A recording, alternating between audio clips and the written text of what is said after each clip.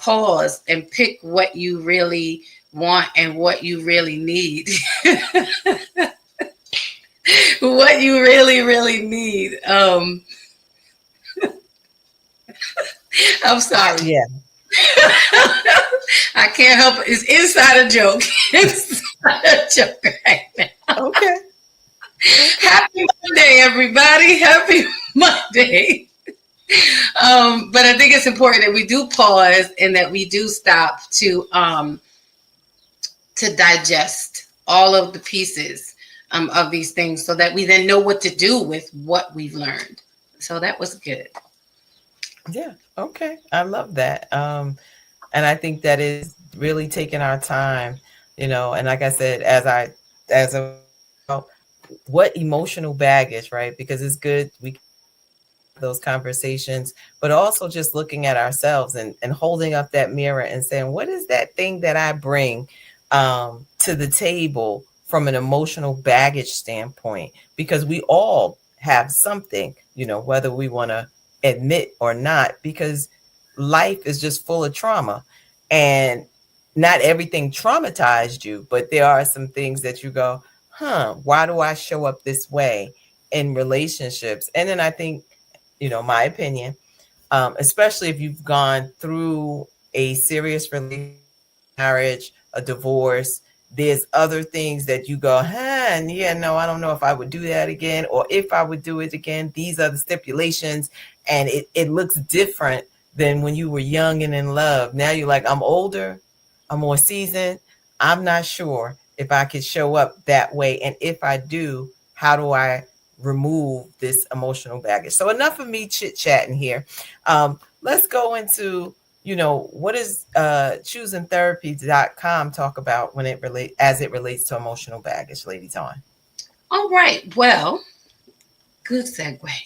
It says, while daily stress from job duties, relationship, or family stressors or other factors can be distressing, there is usually a recent reason causing the stress. So, what is emotional baggage and how is it different from regular stress? Emotional baggage comes from something you experienced in the past that has not been fully dealt with. I want to read that again.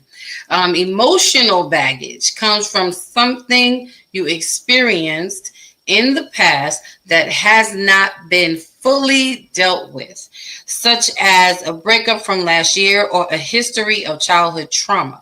Emotional baggage is the same as unprocessed trauma. Although the term emotional baggage has a much more negative connotation. So that is a whole mouthful, but it's good information, giving language to the differences between the emotional baggage versus unprocessed trauma. Oh, it's the same. It says it's the same as it, but I think that's good for clarity. Yeah. And when you think about that, it says experience from the past that has not been fully dealt with. Because a lot of times we say, I've dealt with it. But is our saying that means I have not allowed anyone to get close enough to take it to the next level. Right? Because I can say, oh, no, you're not going to, because, we great. You're not going to disturb my peace. Right. That part. We do hold but on. when I allow you in, do I push you out because I've only protected, and I'm gonna just use this as an example, level 1 or level 2, but 3 and 4, I have put a shield around and not fully allowed someone to tap into that area of my life. Well, I think that, and I love what you said, because we use that term so much about, not disturbing my peace.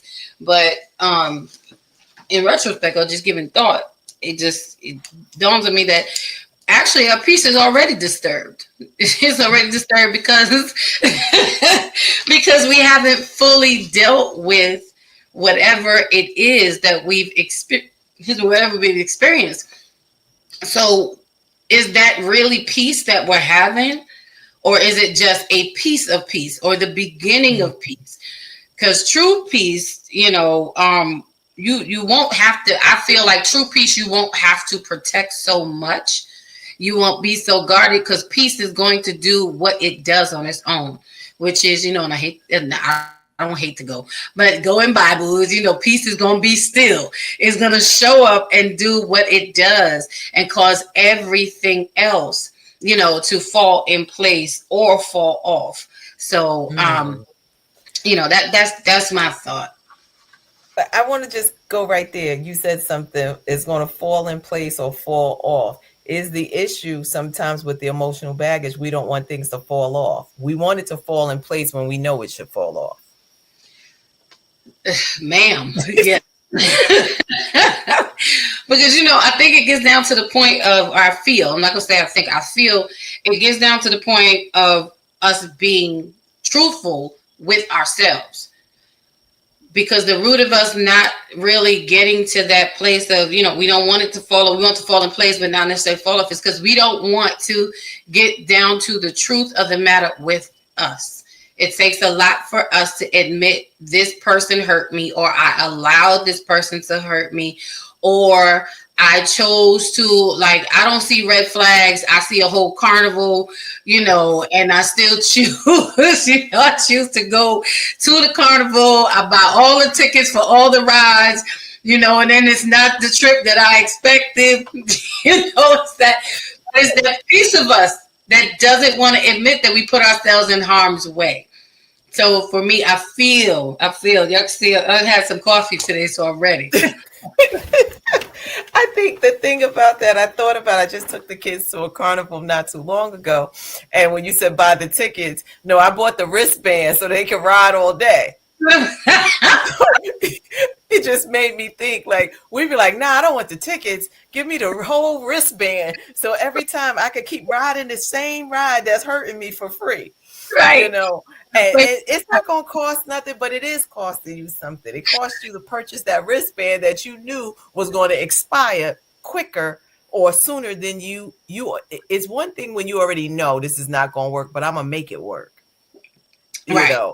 versus I bought this, I bought a year pass to Great Adventures or whatever it is. So I like that analogy. Again, I'm going to say tonight, if you're watching, please do me a favor and smash that like button for me. It is truly appreciated, because that one little hit for you means much to us. So Anae said, everyone, please gently. Listen, I don't care if you do it gently, if you do it harshly, just do it. Press the like button. When you have a moment. That was so nice of her. I'm asking, can you do it now? Please and thank you. But just don't smash it off to the point where you can't tap it again, because we need you to come back and tap Right. it. We're gonna need you to come back, and don't be mad at us. So Right.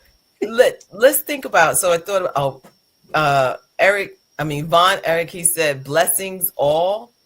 So, and Bravo with Sheila says this is good already. So the hope is gonna get gooder and gooder. I know it's not a word, but we're gonna say it anyway. Gail said, good evening, ladies. Hey, sis. Thank you for joining us. And Kathy said, good evening, everyone. Good evening, Kathy. We thank you for always watching. And we go again. Aloha. You don't even say it right. Aloha to the family. Hope you hope Hope you all had a wonderful weekend. Yes, we had a wonderful 15 days after Juneteenth. Thank you. Um, Von Eric said, I use my hammer. I don't know what that means. All righty. On the button. Okay. He smashed it. No, we don't want you to smash it. We want you to just gently hit it. Delaney said, supporting you tonight. Thank you. Thank you, Delaney. All right. So there's this stigma around our baggage and therapy, especially in Black and Brown communities. So examples of emotional baggage can be grief, lack of trust, guilt, abandonment, regret, insecurity, unresolved anger, and lack of self-esteem. Now, that's like a lot. Um, but I think it's important to look at things and identify, like, where are the areas that I'm carrying my baggage, right? Because grief, guilt, lack of trust, abandonment, regret, insecurities, unresolved anger, and lack of self esteem. You know, in the chat, I'm going to ask if any of these resonate with you as something, put it in the chat. So while they're putting it in the chat, I'm going to go first. I'm going to be the brave soul and Come on. talk about, yeah, I'm gonna come through. So I need a healing and a deliverance to be able to say, here is where I am. So I looked at these and I thought to myself, I said, where are you? Where are you, Elaine? Um, one of the things that I saw was abandonment, lack of trust, and regret. Those are the three things that I identified for myself. And then I had to go like, why do I feel abandoned? And it happened at a different stage. So I know it talked about childhood trauma, but my fear, or not fear, but my abandonment issues came around. My father passed away when I was 22. My mother passed away when I was like in my 40s. And I remember after she died, I cried and I cried and I said, I'm an orphan. Mm. I felt alone. I was like, there's no one who's going to have your back like your mother or your father. And now I have neither. And so I felt abandoned. And I remember just feeling like, well, if I love people too much, they're going to leave. And I don't mean leave and walk out the door. It was like they're going to die. So if I don't love you too much, and if something happens, then I won't be that attached and I won't feel abandoned. And that was a Mm-hmm. real thought, because it was okay as long as I still had one parent. They knew life without me. I didn't know life without them. So that was the first thing that I had to like really go in and say, okay. And then the regret. I had to think about well, I'm gonna go to lack of trust. I I had people who said they loved me but did things contrary, or their love didn't show up in the way that I thought it should have. Now, I later learned people love differently. And when I say love differently, not that they didn't love me, but they didn't love me the way that I needed to be loved, that I felt safe with their love. Does that make sense? And even Yeah. if it doesn't, it's mine, right? That part. Again, for those of you that's coming in, we're talking about what's your baggage. So we're focusing on emotional baggage, and I'm sharing some of mine, and regret. And the regret was about, choices that I made. Maybe it was in my youth or in my adulthood. Like, man, if I had just did this instead of that, if I had just, you just think of, or I thought about those things, and I know all things work together for the all of that, but sometimes you sit and be like, if I had said yes to this one and no to that one, or no to that one and yes to this one, life would look different. What about you, Lady Dawn? Oh, well now. In being honest, I have tapped into all of these with the exception of one, which is regret. I have to be really honest. I really do not regret anything. My favorable decisions as well as my unfavorable decisions. And the reason why I don't regret anything is because I learned something from every experience. So um, that's the one out of all of them that I have not touched on. But the main one for me, in all honesty, was abandonment. And I, like you, in a similar fashion, experienced the abandonment from my father. My parents were married forever and a day. They were married without a marriage, you know, And when I was 16, he left. I remember just watching his clothes dwindle in his closet until one day they just weren't there anymore. There was no shoes on the bottom. There was no belts hanging on the side. And I remember I sat in his closet on the floor and just cried, and really just cried. So that is something that stuck with me for a really long time. And it put in my mentality that if my father could walk away, and I know my father loved me, I know he did, but it gave me left the taste in my mouth and the stick and the stamp on my life that if my father, who birthed me and raised me and took care of me, could just walk away like it's nothing, then why would any other man stay? When things got hard, like, why would it? And then it made me question what love really looks like. Like if that's the result of knowing that you love, because I really know that my father did love me. But if you loving me that way means that I have to deal with this on the other end, I don't want it. I don't want it. I'd rather have, good times, no emotional connection, so that when you leave, not if you leave, but when you leave, I don't have to feel this. So that was a lot of, and I did bring that with me into a lot of relationships. And in some senses, and I'm being honest, even at this point in life, I'm cognizant of that. So I try not to, when I feel those thoughts coming up as I start to get close to someone in a relationship, it's a battle for me. And I have to calm myself. I have to center myself and say, that's not now. This is not them, and it's not the same. So that's been like the major one for me. I didn't really deal with insecurity too much. I would say the unresolved anger came from the abandonment. It's almost like one thing triggered the other. Then it was the grief of not having that love of my dad and my dad's presence. So that was a relationship that I had to grieve, which led to a lack of self-esteem, because I'm thinking, well, dang, am I not enough? Like, I'm the whole apple of your eye, sir.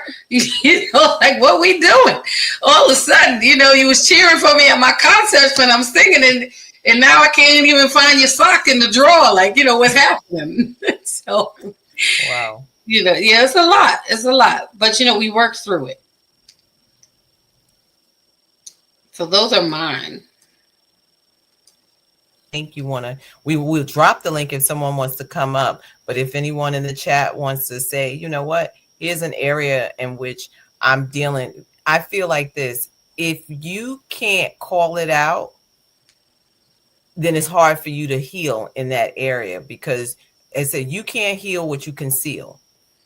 So if I keep that thing buried, like, no, I'm fine, then I'm not ready for that healing in my soul, because my soul needs healing. And for those that are spiritual, they're like, oh, all I need is Jesus. Yeah, but we are more than just a spirit. So that soul realm needs to be healed. Our heart needs to be healed. I thought about even like the trust, right? And I said, like, the emotional baggage I bring is trust. Can you keep your word? Because I'm a person, if I say to you tomorrow at 4, you can bank on everything. Tomorrow at 4, I'm going to be there. So when you don't keep your word to me, that's huge. That's a huge one for me. And if someone said, like, I can remember when I was younger, I was like, and when I say younger, I mean like teenager, revenge. I would be like, oh, I'm gonna get you back. It may not be today, it may not be tomorrow, but I'm gonna get you back. That's why we twins. We waited out.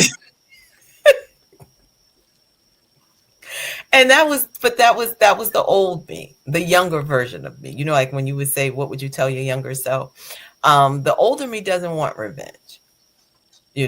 I will go into isolation mode to review and probably overanalyze the situation before speaking to the person directly, which for me, it was like that was growth and that's maturity.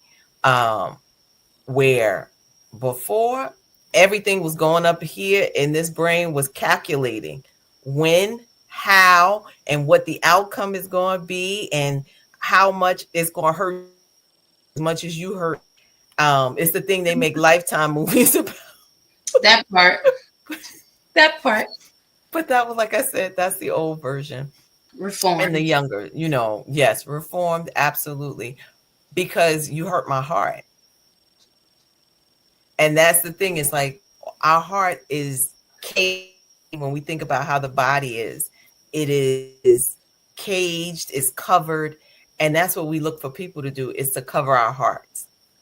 And when that doesn't happen, it makes us harden our hearts, I think. But again, we're going to drop the link. If we can drop the link, if people want to come on, I see some conversations. I see, let's talk to some people. Kay Kim, she says, I'm so glad I made it tonight. Good to see you, ladies. Thank you. Kim. And Sharon Lockley, she said, hello, ladies. So, I got to say the Lockley sisters are in the house. And Trisselle, this is Trisselle, she said, I learned from all experiences, however, lack of trust is one. Okay. And then she says, yes, I can relate. And then she says, yes, guarding your heart, and it's definitely having want the best for you, because sometimes you can be in a crowd, it could be your girlfriends, and you think everybody wants the best for you. And then you realize, no, they did not. You could be in a relationship, I don't know why what came to mind in my brain is I'm thinking about Carrie, the movie. Yeah. Carrie thought they wanted the best for her, asked the most popular guy, asked her to the prom and all of this other stuff. But you saw Carrie had like my younger thoughts. Carrie said, all right, you're playing with the wrong one. Right. Which is what you don't want. This the smoke you don't want. Right. But I just think about that to say how many times people play with people's emotions like you have. And I think I seen a quote. It says, if you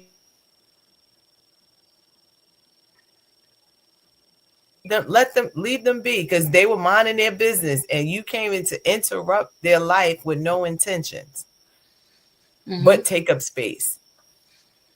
Yeah, we can't have that. we can't have the gap fillers and the space occupiers, the man space. Unless we mutually agree. Yeah, unless you mutually agree. This is what we're doing until something else comes along. But if not, and one person is thinking one thing and the other person is thinking something else, then we need to be honest with that. So let's talk about childhood experiences and developmental factors. So as adults, we are greatly influenced by early life experiences. If any of those experiences was traumatic, it can stay with us as unresolved trauma. We talk a lot about trauma. Experiencing adverse childhood experiences can greatly increase chances of emotional baggage. So again, I'm going to say hit that like button. If you're on, smash it, hammer it, whatever you need to do, please and thank you. So a traumatic event and loss is experiencing loss and trauma can impact someone greatly. If they do not receive the tools to cope with these things, it can show up as unresolved emotional baggage. I think like wow and wow, because sometimes we experience this loss and we act like I'm okay, I'm good, I'm good. The loss of a relationship, the loss of a marriage, the loss of, because loss is or grief doesn't always happen because of the death, the physical death of someone. It can be the death of the relationship that you now carry this unresolved issues. What if maybe I could have done this better? Maybe if I had just done this instead of that, and not accepting like or purchasing the wristband when you should have just got a few tickets. Mm-hmm. That And so, part. for those of you that don't understand, we were talking about the Ferris wheel. And when you go to the amusement park, you buy the tickets or you buy the wristband so that you can have it all day, or season passes. Um, and we have to look at that. Hey, Dr. Shayna, we see she's here. Let's get her comment up.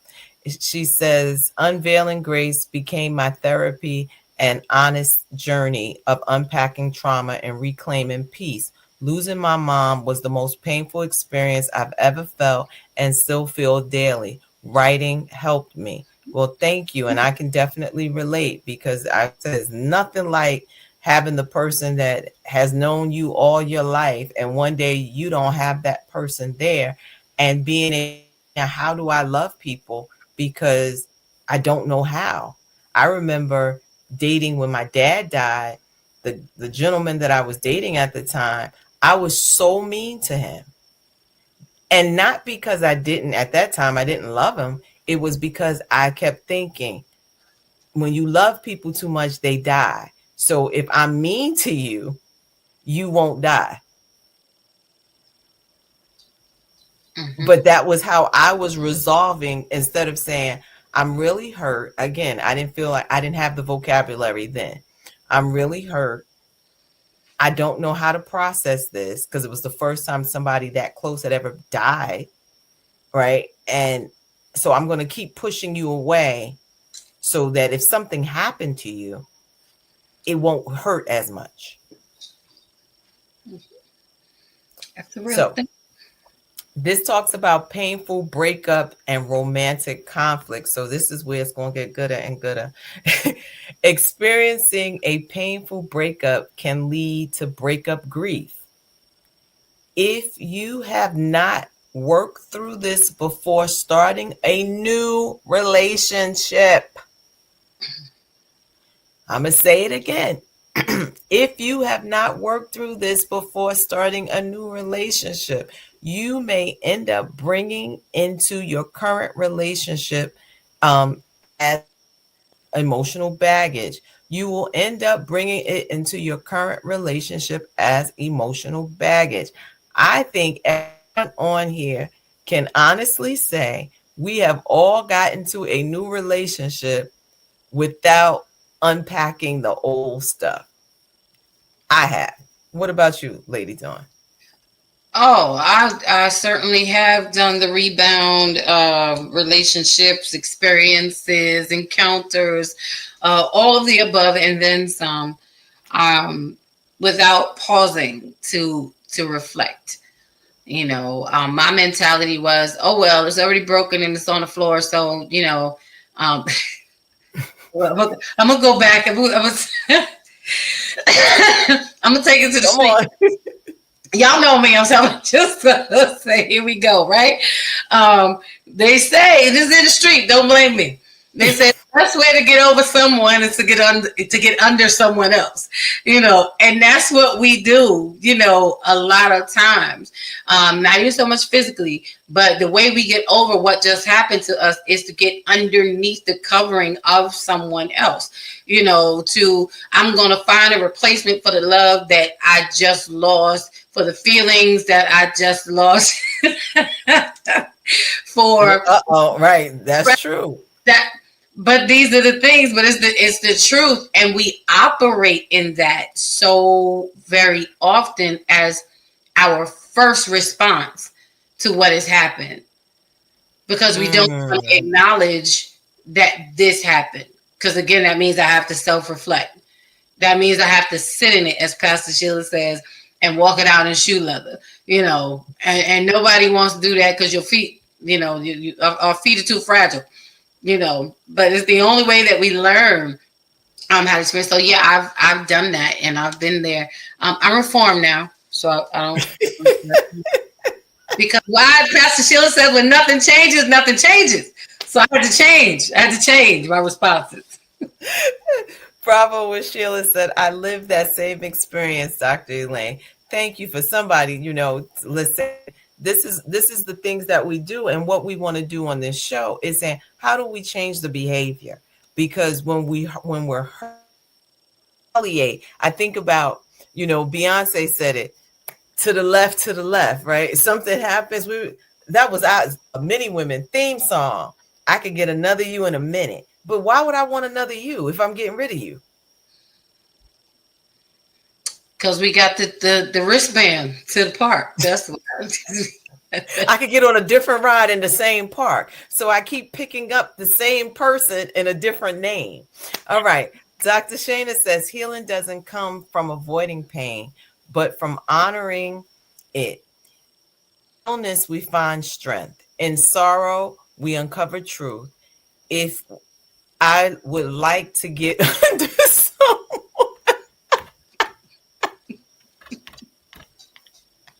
we're gonna have a show called The Dating Game. We're gonna get some singles up here and do the dating game. Let's do it. Oh gosh, I love it. I love it.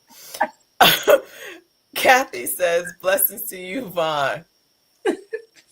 Delaney says, being a truant in the 11th grade, I overcame it by getting a high school diploma 9 months early, a BA, an MBA. It still haunts me. I still feel I lost friendships and experiences I should have had in high school. Well, I mean, that's true. And I'm laughing because, Delaney gave us his background. He might, if he's single, he could be up on this dating game. He done told us he got a BA to MBA, so he know how to handle business. All right. So all right now. Tricelle said, laugh out loud. Listen, we never know how this show gonna go. We went from unpacking our bags to probably going on a trip. Who knows? With a wristband. To an all-inclusive. No. We know this is somebody somewhere.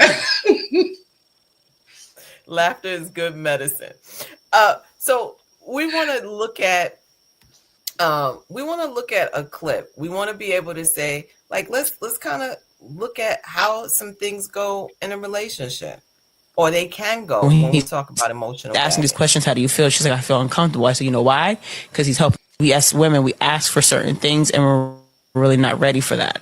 And I asked her that. I said, when he's asking these questions, how do you feel? She's like, I feel uncomfortable. I said, you know why? Because he's helping you heal from your traumas. When you have a partner, a real partner, y'all both coming in traumatically broken. We're all coming from all angles of life. No one's walking in this life perfect. That doesn't exist. When you're both bringing your baggage, it's whether or not that one person is dumping all their baggage on you and you just trying to put it all in your bag, or you both dumping it together and you're sorting it out. That's what you need to, that's the partner you need. Your partner is going to help you sort, not just sit there, well, I ain't cleaning up and walking away. Because realistically, we all traumatically have been passed down something. And when you get with somebody, that comes out. All right. All right. So now, Lady Dawn, she said something there. You're going to get with someone who's going to help you sort. What are your thoughts? That is the part of the clip that hit the hardest. I love that part. It really made me pause. And because she made the point about, dumping it. You with someone who we're going to dump it together, like you said, and sort it out. That's the type of person you want to be with, not the person who says, I'm not cleaning it up. I'm not helping you with whatever your issues are. And that's what happens, I think, a lot of times. But let me backtrack. We need to go into it knowing that we're both needing help from each other. I need you to help me. I've healed as much as I can on my own. And now I need you to help me through the balance of this so I can have a new sensory memory. Because what I went through before, this is all I remember. And this is all that I know. And this is what I remember this feels like. And it takes work. We have to be willing to take that time with someone to love them through, or even just be their friend through the balance that they're healing till they come out on the other side. What I've found is that often we are not that way because we want to be the squeaky wheel that gets the oil. So we want someone to be completely healed so that they can focus on us and we don't have to necessarily, And because you're already healed, there's no work for me to do. So now all the attention is on me. You're filling my pot. And that's not a good balance. That's almost like a leech type mentality, if you ask me. Mm, you know um wow. and I want to be with someone who wants to. I've started at this big old age going into relationships saying, listen, I don't want you to impress me. I don't want to hear all the other accolades. I don't want to, like, I'm so desensitized. It's numbing and it works my nerves. Like, I don't try to do the impression and all of it, because that's not the real you. It's not the real things that we deal with day to day. I really want to know, what are your issues? What do you struggle with? What Mm, makes you feel uncomfortable? And it may seem a lot to start in a relationship, but that's my introduction to saying to you, hey, I want to be able to sit with you and help you sort out, like she's saying, what it is. And in turn, when you share with me, it creates a space of trust and safety for me to say, hey, this is mine. This is what I deal with, and I can be honest with it. And then we can see if we have the capacity to walk each other through it, or how far before we have to start to stretch our capacity. So that's I love that. I love that. When you even talked about the leech, I was like, are you going to help me sort, or are you going to try to suck me dry? You know, because I think that's what happens. And the person that'll help you sort is so rare, because it's like when like, man, there's a comfort here. And I don't mean comfort because you're trauma bonding, but they're Mhm. like patient with you in areas that you just be like, I know I would drive somebody else nuts. And this person is just like, it's okay. Or vice versa. With that person, you're able to say, okay, this is what we need to do. It's not judgment. It's not laughing at you about whatever it may be. And I'll even I'll go back to something Delaney said, dropped out of high school, although he has an MBA now, that being a truant and an 11th grade, he's there of the old Delaney, opposed to what he has accomplished. But that piece of his life, he felt some type of, and I'm going to say regret, that would be a regret, where someone may say, like, man, please, you got over that, or you should get over it, but you can't tell someone when it's time for them to get over it. What you can do is support them in their process. And I think that's what we miss a lot of times, because we say, well, no big deal, but it wasn't you. Right. And I Or think those. someone said, oh, go ahead. I'm sorry. Oh no, I was just gonna say, while you were in that space, those are what I call bookmark moments. You know how you put the bookmark in the book to hold the spot, hold the page, so you can go back to it. What happens is we rarely go back to it to deal with it. We'll just start, I'll pick up the next chapter. And like you said, or I'll just start reading another book. So it never gets dealt with, and it continues to sit there. And while you can achieve all these wonderful things, you still have to go back, and you need someone to help you pull that bookmark out of that place and help you finish that chapter or finish it so that you can move forward freely. That's just what made me think of. I know they're looking at, we got some talk in the chat, and I want to highlight, hey sis, Brand Your Ministries. She said, that's powerful. Someone to help me sort. I mean, even I gave that example, or went back to Delaney. He had said, he was like, no prom, laugh out loud. But even though he's saying laugh out loud, that was something that sat with him. No prom. You didn't have that same opportunity. And someone else could say, well, prom wasn't a big deal, but you can't tell someone what wasn't a big deal to them. Right. Don't worry, All Delaney. I right. didn't go to the prom either. We'll go Me to the neither. say we Right. having to We're gonna have an adult prom. have that. We're gonna get So Dr. I see you didn't go to yours, I didn't go to mine, Delaney. So the three of us, we could just dress up and go out. Dr. Shana says there is a deep injustice in someone consuming another person with all their emotional weight, expecting them to carry what was never theirs to bear. It's not love, it's extraction. Okay. All right. Brand Your Self Ministry says, yes, the emotional and mental capacities should be recognized within so that they are able to bond healthily.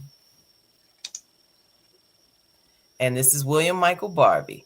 He says, looking at your partner for their flaws often gives that person a false sense of security where they think they're free from working on themselves. I mean, I think that's kind of debatable, but okay, we'll respect it. Trissell says, I like that statement too. Help sorting, help growth in growth. Okay.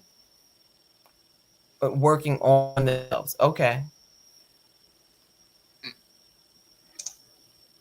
Delaney says many dates and parties made up for it, but it still wasn't the prom. It wasn't the prom, but okay.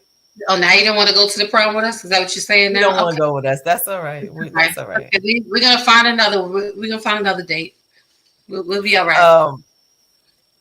Trissell says, I see many couples looking for partners to fix them. Sorting helps growth within a relationship. Right. I think that's so true.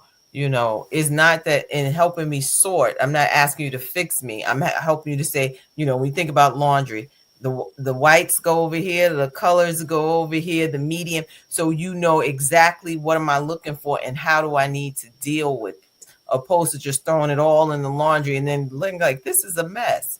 So, yeah. And I think sorting helps you both. You know, it helps you to acknowledge still what's there, and it helps the person understand you better, so that you can have a more cohesive, realistic relationship. And it's also building trust. So we got another person that could go to the prom. Reginald said, I didn't go to mine either. So we're going to go to the prom in Hawaii. Oh, bet you want to go now. Now you want to come. Now you want to come to the prom. Don't worry. We got a ticket for you. Don't worry.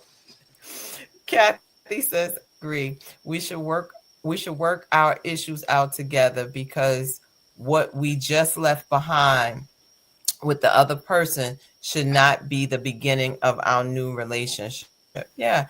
Being able to have that conversation. So many times, I think what you said, Lady Dawn, is that we put up this false, like, oh, I got it all together.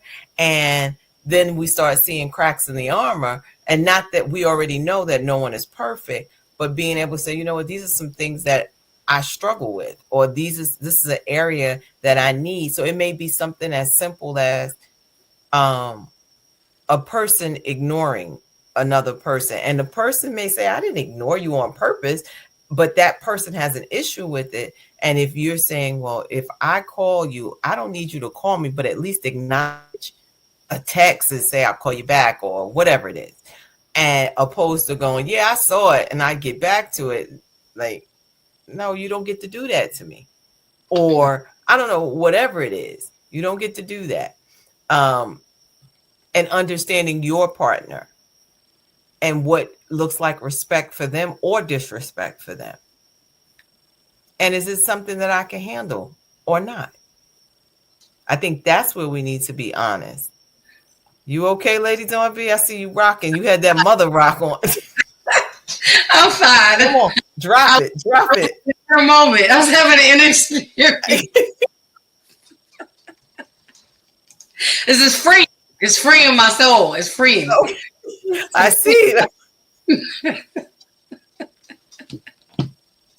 So we want to make sure, if you're on, I'm not sure how many are watching, but please, we want to make sure that we have just as many likes as we do people in the bleachers and in the free seats. So or in the bushes, or wherever you're doing like this or like this, we want to make sure that is being represented here in the numbers. So we do appreciate that, and we appreciate you joining us, but we also would love for you to hit that like button for us.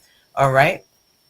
So when we're looking at this emotional baggage, that's why I said this has to be a part 2, because time is almost up.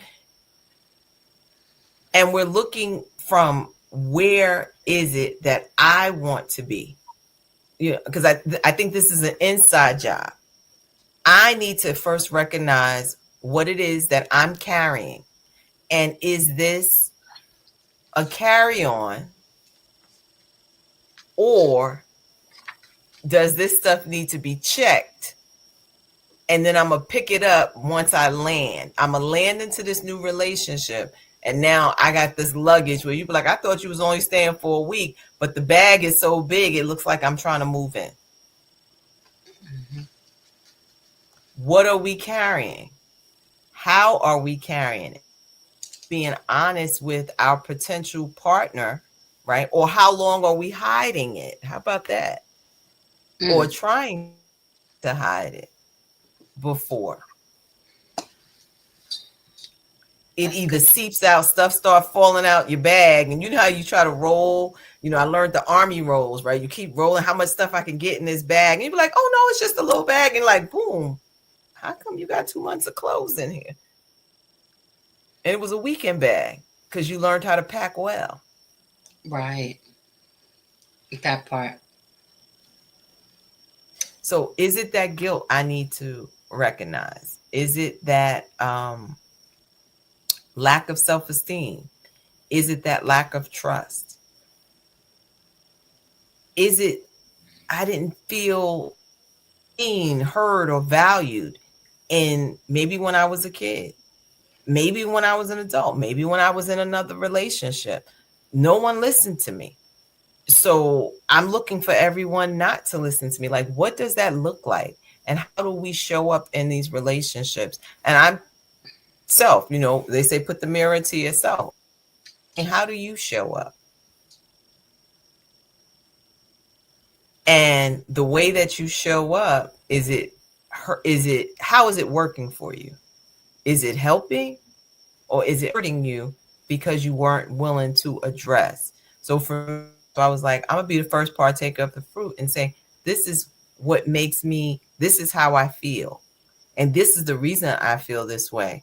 And although I can say it out loud, it doesn't mean it's not going to still show up. I can identify it, but I still may need help working through it.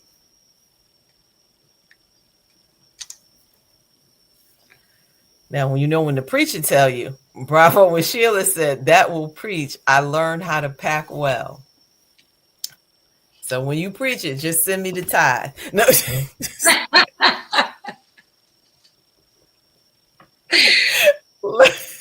Leslie said, loving this discussion, ladies. Thank you, Leslie, for joining us. All right. Bravo with Sheila. She's laughing at us, or with us, I should say. All right. Don't be any final thoughts? No one wants to come up, because we're going to do a part 2, and we're going to, in our part 2, what we're going to talk about some tools that we can actually use in helping us to unpack this emotional baggage that we all carry. Yeah. I think my final thoughts would really be, you surmised everything so well. I would just say that it is important that we embrace acknowledgement, and be honest with yourself about acknowledgement. A lot of us write in pencil because it can be erased, but we need to start using the pen when it comes to our feelings, our positions, our placement, especially when it comes to our emotions, so that you can own it. It doesn't look as pretty when you write it down. It's one thing if it's in my head, but when I put it on paper, it's like it makes it real. And then I have to face it, but when you get to that place of acknowledgement, it's only for your better. And you just deal with one thing at a time, just one thing at a time. I would say make sure you have some safeguards and boundaries, which to me, safeguards and boundaries equal standards. Make sure that like you're that. make sure that you're walking away from this space of acknowledgement with some standards that are realistic for you to uphold. It's not about the other person, because no one can break your standards. You have to let them in to do so. But when you develop a standard for you, we show up differently. So I would just say those two things. right. Well, we have a few more comments. I know Kathy, So, we want to acknowledge. yes. Kathy said, for me, it was definitely not being heard, right? And that's a real thing. If you just in there and someone's just like, just sit down, be quiet, and look, but I got a whole thought, and the person is like, but that's not what I want you to do. I don't want you to think. I just want you to sit there. Right. And William Smith, thank you for joining us. He says, this is educational. Thank you. Uh, we have one more. Tricelle says, looking forward to part 2. That's what we love to hear. Thank you for the invite. Informative takeaway, learning to be honest with myself and how lack of trust made me feel. Well, great. We appreciate that comment, because that is what Mondays Beyond the Mic is. It's about, if I can show up better for me, then I can show up better in a relationship. Not that we're going to be perfect, but what we will be is aware. And if I'm aware of it, I can make you aware of it. And as a result, we will be together than apart. So again, Lady Dawn B, you can tell them where they can find you on Thursdays. Oh, well, hey guys. Funny thing, you can find me right here every Thursday night at the same time, 7 p.m. Eastern Standard Time. And me and the Thursday night crew is not as mild as Mondays. Thursdays is like Mondays on steroids. So just be prepared to come in. We keep it all real, 100%, just like we do on Monday nights. But join me at 7 p.m. Eastern Standard Time, Thursday night crew. This Thursday, we're doing a part 2 with my good friend and author, Melvin Phillips. He wrote a book called I'm Divorced Now What? So we're going to get to the now what's on the other side of the divorce. So come back on Thursday nights. And make sure you get that thumbs up and notification. That way you know. All right. And we're going to bring Melvin over here, because we're going to talk about some dating after divorce on one of these shows. But again, we want to say thank you to everyone for joining us on Mondays Beyond the Mic. We do not take it lightly that you spend an hour with us as we discuss different topics, as we hope that this is helpful for you. I don't know about you, but tonight it helped me to be able to say it out loud, because I think that's what it is. We think about it, but being able to say it and embrace where you are so that you can be better. And we are looking to be better, not bitter. So again, thank you for joining Mondays Beyond the Mic. Have a great evening and have a wonderful rest of the week. Good night. Good night.